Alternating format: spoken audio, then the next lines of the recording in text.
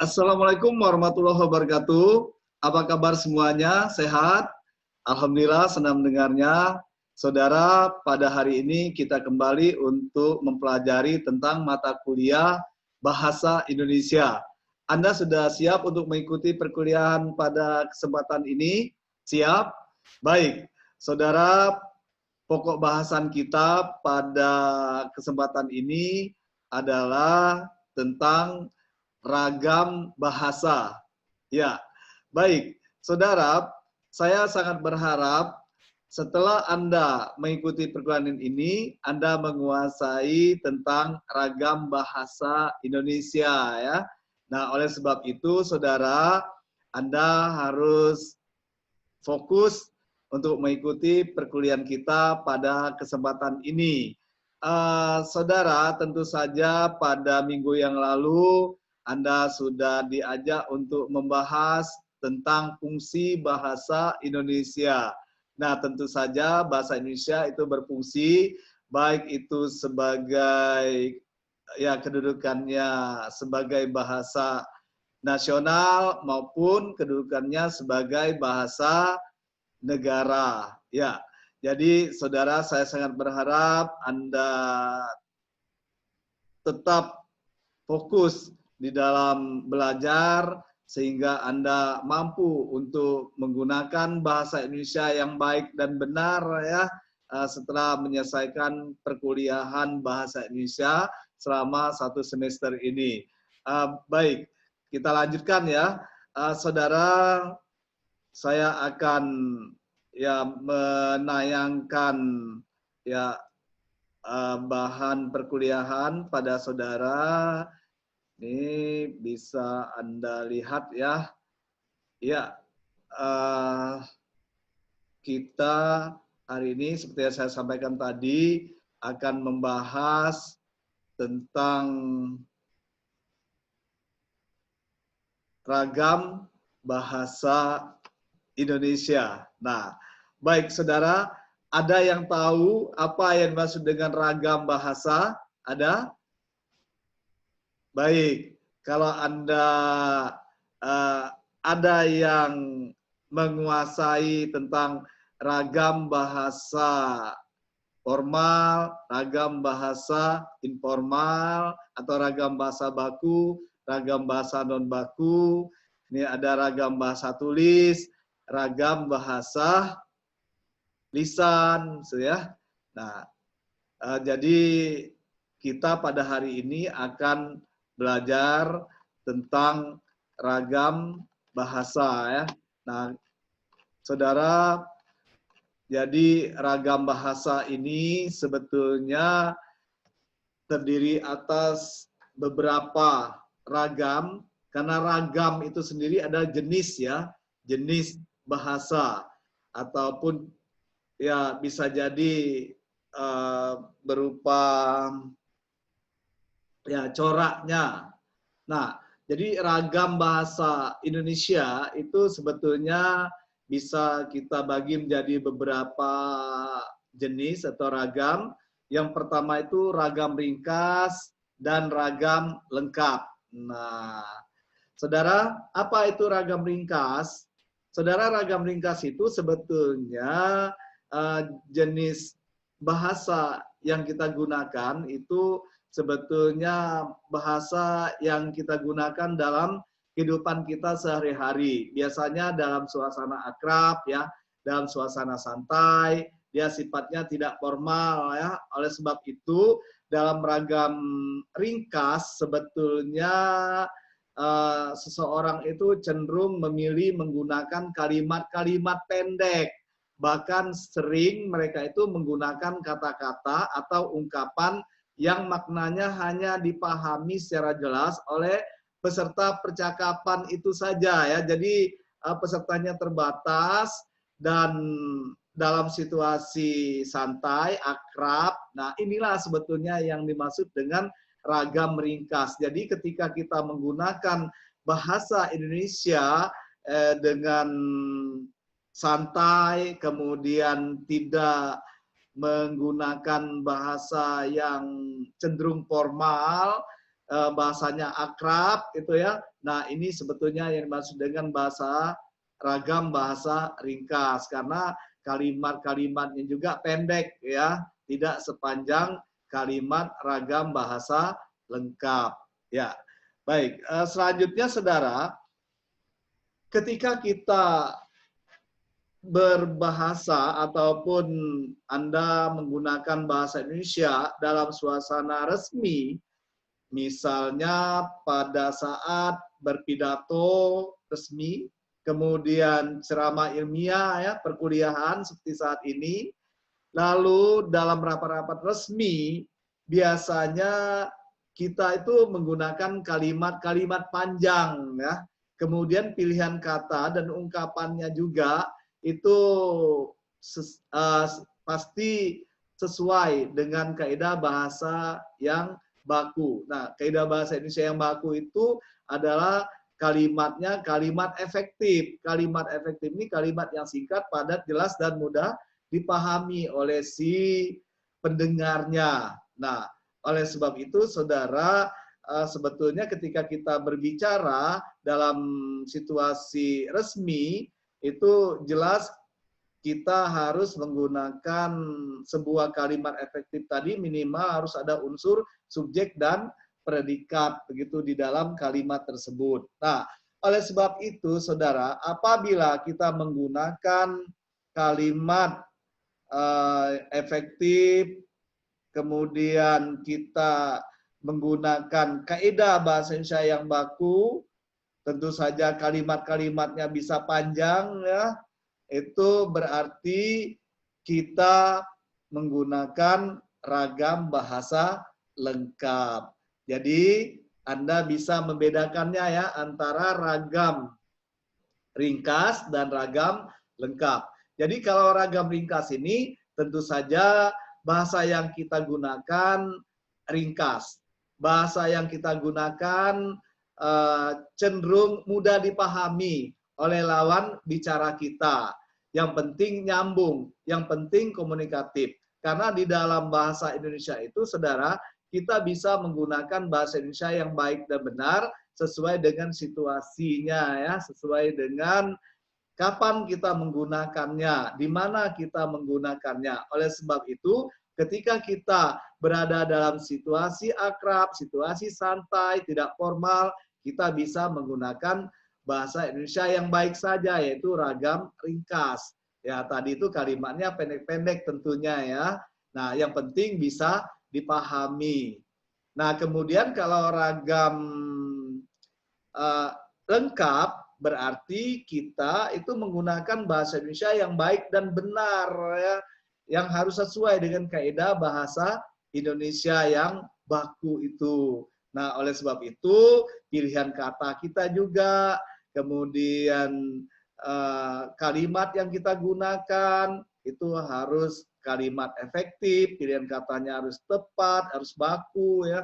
Nah, dengan demikian berarti ragam ringkas dan ragam lengkap itu berbeda dalam pemakaiannya. Nah, jadi kalau Anda nanti berada dalam situasi santai, silakan Anda menggunakan ragam ringkas, sedangkan pada situasi resmi, Anda silakan menggunakan ragam lengkap.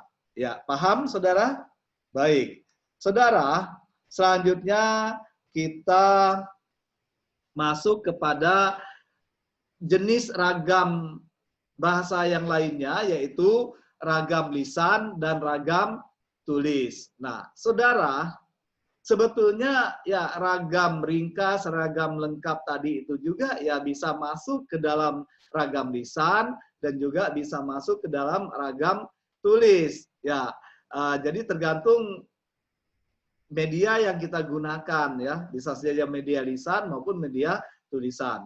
Nah, tapi dalam ragam bahasa yang kita bahas ini, yaitu ragam lisan dan ragam tulis, ini ada jenis ragam bahasa yang apabila kita menggunakan medianya, yaitu mediumnya adalah apakah lisan ataukah tulisan ya, atau tulis. Nah, ragam lisan itu sebetulnya, Saudara, variasi bahasa yang kita gunakan itu sebagai medium utamanya itu sebetulnya berupa bunyi ujaran ya. Bunyi ujaran berarti harus ada bunyi ujaran yang bermakna tadi itu. Berarti ada yang kita sampaikan dan juga ada yang mendengarkannya. Nah, unsur bahasa yang hanya dapat ditangkap melalui indera pendengaran inilah sebetulnya ragam lisan itu. Nah, untuk tentu saja berinteraksi atau berkomunikasi dengan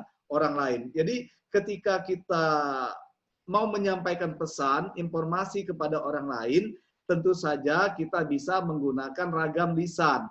Nah, di sana bisa jadi terjadinya interaksi antara si pembicara dan pendengar atau penyimak ya. Oleh sebab itu, saudara, pada ragam lisan ini sebetulnya indera pendengaran ini harus berperan ya, sehingga nanti kita bisa mendengarkan bunyi ujaran yang bermakna tadi itu. Begitu juga dengan ya ragam lisan ketika seorang pembicara menyampaikan pesan ataupun informasinya, berarti ya alat ucapnya juga harus mampu dan bisa menyampaikan ya informasi dengan baik. Jadi harus jelas begitu ya, bagaimana cara kita membunyikan ya huruf, kemudian kata, kalimat dengan baik, dengan jelas sehingga si pendengar atau si penyimak mampu memahami apa yang kita sampaikan. Baik, saudara, selanjutnya ragam tulisan ya. Bagaimana dengan ragam tulisan? Anda sering kali itu menggunakan ragam tulisan untuk ini ya, menggunakan pesanan pendek Anda, itu SMS ataupun WA Anda, biasanya Anda selalu menggunakan ragam tulis ya, ragam tulis. Nah, saya lihat itu mahasiswa sering sekali menggunakan ragam tulisan ini di HP Android mereka yang memiliki WA, ini Telegram juga ya, Instagram selalu menggunakan ragam tulisnya. Nah, saudara, ragam tulisan ini sebetulnya adalah variasi bahasa yang menggunakan huruf dan tanda baca ya, unsur bahasa yang dapat ditangkap melalui indera penglihatan ataupun perabaan. Nah, berarti mata ya. Juga kalau tunanetra tentu saja menggunakan indera perabaan karena mereka bisa menggunakan huruf braille itu ya untuk berinteraksi tentunya ataupun berkomunikasi dengan orang lain. Jadi saudara, anak berkebutuhan khusus juga sebetulnya bisa menggunakan ragam tulisan ini karena mereka memiliki huruf braille yang bisa mereka gunakan sebagai ya alat interaksi mereka untuk berkomunikasi dengan orang lain tadi dalam bentuk tulisan. Namun kalau tunanetra itu ya kalau ragam lisannya luar biasa, bahkan lebih bagus terkadang bahasa yang disampaikannya ya daripada yang non tunanetra ataupun yang bukan berkebutuhan khusus begitu. Nah, saya sangat apresiasi sebetulnya ada mahasiswa kita mereka tunanetra tapi di dalam penyampaian ragam lisannya luar biasa, termasuk ragam tulisannya juga luar biasa karena sekarang ini juga saudara untuk tunanetra itu ada media ya laptop, mereka sudah ada aplikasinya. Ketika mereka menulis di laptop itu, ya tentu saja apa yang mereka dengar, apa yang mereka simak, itu mudah mereka pahami dan mudah mereka tulis, sehingga kita tidak perlu membaca huruf braille mereka, apalagi kita memang kurang mampu dan bahkan ada yang tidak mampu membaca huruf braille itu. Tapi kalau sudah diketik oleh mereka, tentu saja ya hasil informasi ataupun pesan yang mereka sampaikan itu bisa kita baca dengan baik. Nah, ini sebetulnya kelebihan anak-anak berkebutuhan khusus sekarang ini. Saudara, selanjutnya kita masuk kepada ya ragam baku dan ragam non baku. Namun sebelum kita masuk pada ragam baku dan ragam non baku, apakah Anda sudah memahami dengan jelas tentang ragam lisan dan ragam tulis? Bisa Anda membedakannya?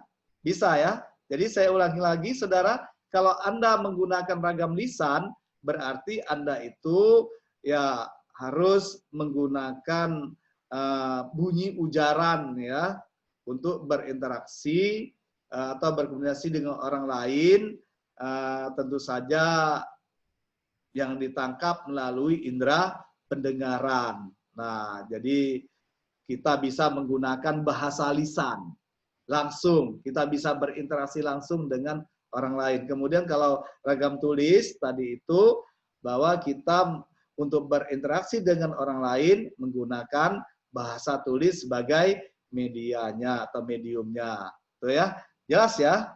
Baik, kalau demikian kita lanjutkan kepada ragam baku dan ragam non baku. Saudara, tentu saja faktor yang selalu harus ini ya kita pertimbangkan sebagai seorang penutur ketika kita mau berbicara, sebetulnya kita bisa memperhatikan kepada siapa sebetulnya kita itu berbicara, di mana kita berbicara, tentang masalah apa yang kita bicarakan, kapan kita berbicara, dan dalam suasana yang bagaimana kita itu berbicara. Nah, oleh sebab itu, saudara, pada ragam bahasa baku itu sebetulnya ya kita memang harus menggunakan bahasa baku atau bahasa Indonesia yang baik dan benar. Pilihan kata juga baku ya. Nah, jadi kita memang dituntut untuk menggunakan bahasa Indonesia yang baik dan benar karena pada dasarnya ragam bahasa baku ini digunakan dalam situasi resmi, situasi formal. Makanya tadi kalau kita mau melihat apakah kita menggunakan ragam bahasa baku ataupun ragam non baku, kita harus melihat kepada siapa kita berbicara tadi itu ya, di mana kita berbicara, tentang masalah apa, kapan, dan dalam suasana bagaimana kita berbicara. Nah, oleh sebab itu, saudara, ragam bahasa baku adalah sebetulnya ragam bahasa yang dilembagakan atau diakui sebetulnya oleh sebagian warga besar. Maksud saya diakui oleh sebagian besar warga masyarakat kita. Warga masyarakat pemakai bahasa itu sendiri sebetulnya sebagai kerangka rujukan norma atau kaidah bahasa dalam pemakaiannya. Nah, oleh sebab itu, saudara, ragam bahasa baku itu memang sudah diakui oleh masyarakat kita, masyarakat Indonesia untuk ragam bahasa baku bahasa Indonesia, itu bahwa bahasa Indonesia yang kita gunakan di dalam bahasa formal, di dalam situasi resmi, itu adalah ragam baku, yaitu yang taat terhadap kaidah bahasa Indonesia yang baik dan benar itu. Tadi seperti yang sudah disampaikan di awal, bahwa ketika kita menggunakan ragam lengkap, berarti kita harus menggunakan bahasa Indonesia yang baik dan benar gitu ya. Yang tentu saja sama dengan ragam baku ini, kita harus menggunakan kalimat efektif. Itu ya. Dan kata-kata juga harus baku semuanya. Jadi maksudnya ketika kita menggunakan misalnya pada kata membikin, nah itu sebetulnya untuk ragam non baku. Tetapi kalau kita menggunakan kata membuat, berarti kita menggunakan ragam bahasa baku ya. Mohon maaf, bersin ya. Baik, kita lanjutkan. Siap ya? Masih semangat kan? Ya, baik. Saudara, kalau kita berbicara masalah ragam bahasa non baku, berarti kita itu yang kita lakukan penggunaan bahasa Indonesia tersebut dalam situasi santai atau situasi non formal. Nah, jadi ragam bahasa non baku ini sebetulnya adalah ragam bahasa yang memiliki kecenderungan untuk tidak mengikuti atau bahkan kita itu dalam berbahasa Indonesia menyalahi norma atau kaidah bahasa yang baku itu. Nah, tapi saudara, pada ragam bahasa non baku ini sebetulnya penggunaannya yang penting komunikatif. Yang penting lawan bicara kita itu nyambung. Yang penting mereka itu memahami apa yang kita sampaikan. Makanya sebetulnya pada ragam bahasa non baku ini ya ada register bahasa anak muda, remaja ya. Katanya kan kalau mesan makanan ingat GPL ya. Nah, GPL itu apa? Enggak pakai lama katanya. Nah, itu G-nya itu enggak pakai lama ya. Nah, GPL katanya. Itu. Nah, jadi saudara bahasa register orang dewasa juga beda. Misalnya bahasa register yang sudah berumah tangga, misalnya orang tua yang yuk yuk katanya. Nah, itu ya, itu bahasa khusus digunakan oleh orang yang sudah berkeluarga. Anak-anak itu tidak paham maksudnya begitu. Nah, jadi saudara dengan demikian yang penting itu nyambung begitu. Yang penting bisa memahami apa yang disampaikan oleh si pembicara. Nah, kemudian si pendengar memahami maksud yang disampaikan tersebut. Nah, saudara, ragam bahasa non baku sebetulnya lebih menonjolkan fungsi komunikatifnya. Betul itu berarti penggunaannya tentu saja dalam suasana santai ya. Nah, karena pada ragam bahasa non baku ini dia tidak mementingkan kebenaran pemakaian kaidah bahasa yang benar begitu. Nah, tapi perlu diingat bahwa kalau Anda menggunakan bahasa Indonesia yang baik dan benar, nah tentu saja Anda menggunakan ragam bahasa baku. Tapi kalau Anda menggunakan bahasa Indonesia yang baik saja, berarti Anda menggunakan ragam bahasa non baku. Bisa tidak membedakannya? Bisa ya. Nah, oleh sebab itu saudara, tentu saja kalau kita mau menggunakan ragam bahasa itu apakah baku ataukah non baku, berarti kita harus melihat ini tadi ya, melihat ya kapan kita menggunakannya dan di mana kita menggunakannya begitu ya. Nah, mana tadi ini ya. Jadi ini yang harus kita pertimbangkan. Saya ulangi lagi. Jadi sebetulnya inilah untuk membedakan antara ragam bahasa baku dan juga ragam bahasa non baku ini. Nah, jadi nanti Anda bisa melihat apakah Anda akan menggunakan ragam baku ataukah ragam non baku. Nah, biasanya kalau kita berbicara dengan orang tua, sebaiknya itu ya orang yang sudah tua ya, berbicara dengan dosen kita misalnya.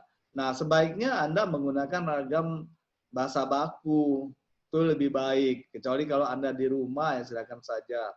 Kemudian di mana?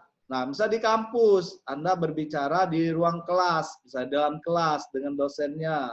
Nah, berarti kan menggunakan ragam baku. Nah, tentang masalah apa? Kalau masalah ya proses pembelajaran, misalnya masalah perkuliahan, ya berarti kan harus menggunakan ragam baku ya. Nah, kapan? Nah, ini berarti kan waktu misalnya pada saat belajar. Ya, kalau misalnya di luar pembelajaran ya silakan saja begitu. Nah, kemudian dalam suasana yang bagaimana?